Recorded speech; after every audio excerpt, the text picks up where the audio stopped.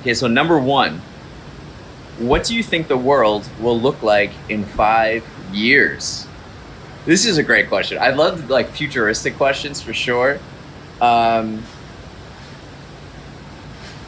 Now I'm preparing my mind. Like everything I do is in preparation of the future in a way, so that in the future, if we're thinking about life in moments, right? I want to be prepared for a particular moment 30 years from now, say. So every single day, it's like working up to that. Now, with that being said, I probably have a better idea of what the world will look like in 30 years than I would do 5 years,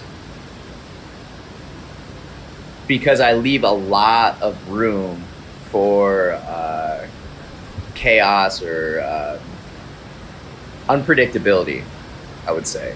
But within the next 5 years, so that 30 years might be easier to answer than 5 years, but in 5 years,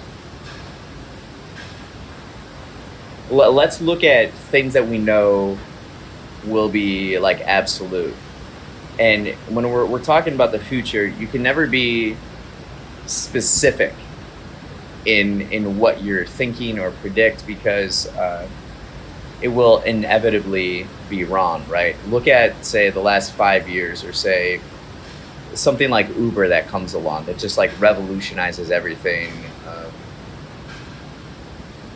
Crypto is probably one of those things right now, just things that come along and then just like make a huge impact right away. But I would say generally, the technology, and especially digital technology around us, will continue to accelerate and compound. It's not stopping. So one needs to prepare themselves for this world where there's going to be so much change because of this all the technologies and our science, and just like everything is happening at such an accelerated level. I was talking with my grandma the other day, and she was born in 1929 or 30. Sorry, grandma. She's in her 90s, and she was talking about the changes that she's seen in her lifetime. But they happen in these like slower increments of decades, or even like 20, 25 years, right?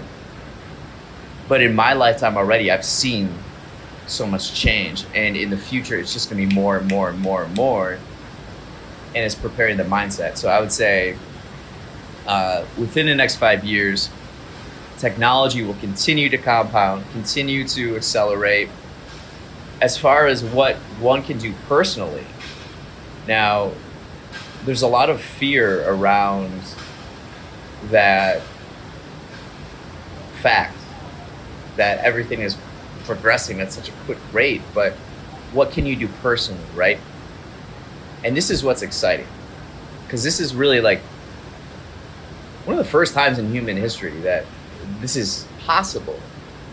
And that's skills, developing skills where you become,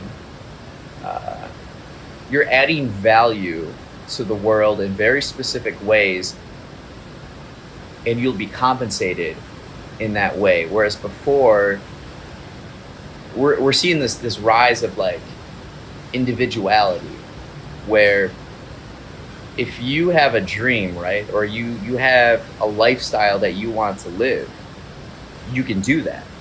You just have to figure out and use your cognitive abilities, and use your mind to figure out how to do that. And what I mean is, like, we have the ability to work anywhere, and you just need an internet connection. So it's like, what skills will I or you develop where you can use those skills independently and generate income for yourself to live the life that you want to live, right? And I see this in the NBA a lot. They call it the player empowerment era, where, say, if you're an NBA player, basketball player, you've developed these skills and you just kind of go to the team or franchise, like wherever you want to live. It's very um, empowering. It's very empowering to know that you have skills, and those skills, there's a demand for those skills. People are willing to compensate you for that. What we have to figure out, though, as a society and world, is while each of us can be empowered individuals, how do we help other people? Um, and how do we build strong communities, both digitally and physically?